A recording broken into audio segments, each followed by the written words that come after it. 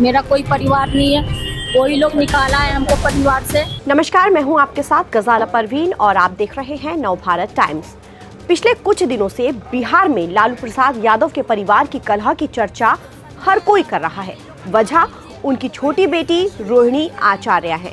रोहिणी आचार्य ने परिवार से नाता तोड़ बिहार में हलचल मचा दी है। ऐसे में हर किसी के जहन में ये सवाल उठ रहा है कि रोहिणी आचार्य के पति कौन है और वो क्या करते हैं।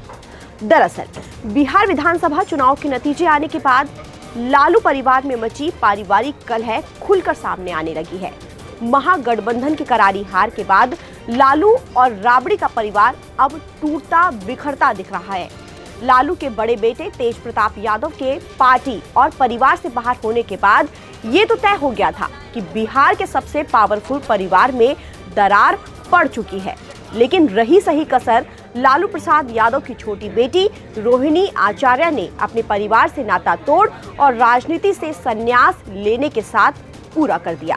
इतना ही नहीं, रोहिणी ने अपने छोटे भाई तेजस्वी यादव के खिलाफ बेहद गंभीर आरोप लगाए। बिहार के पावरफुल परिवार की बेटी रोहिणी ने सोशल मीडिया पर पोस्ट कर कहा कि भाई तेजस्वी ने घर में ही गंदी गालियां दी और चप्पल फेंक दी। परिवार के झगड़े के बारे में इतना खुलकर ना तो कभी तेज प्रताप बोले और ना ही किसी ने उनका इतना पक्ष लिया, मगर रोहिणी को राजनीतिक दलों और नेताओं का चौतरफा समर्थन मिल रहा है। इस बीच रोहिणी के हस्बैंड के बारे में हर कोई जानना चाह रहा है, तो चलिए हम आपको बताते हैं उनके बारे में सब कुछ कि वो क्या करते हैं और कितना पढ़े लिखे हैं और कहाँ रहते हैं।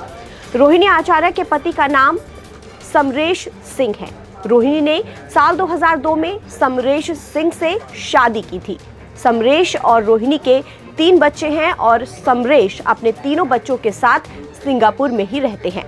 दिलचस्प बात यह है कि समरेश के पिता राव रणविजय सिंह इनकम टैक्स विभाग से रिटायर्ड अधिकारी थे और लालू प्रसाद के कॉलेज के दिनों के साथी भी रह चुके हैं।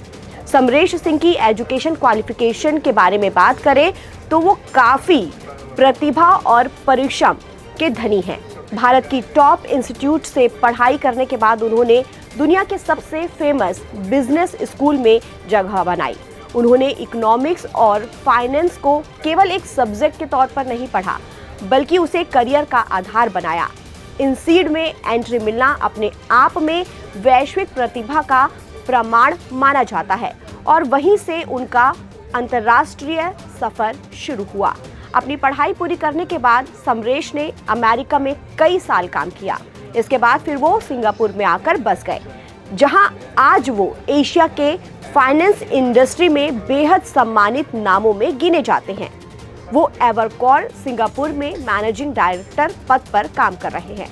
एवरकॉर दुनिया की टॉप 5 इन्वेस्टमेंट बैंकिंग कंपनियों में शामिल है और किसी भारतीय प्रोफेशनल का इस स्तर तक पहुंचना अपने आप में बहुत बड़ी उपलब्धि है।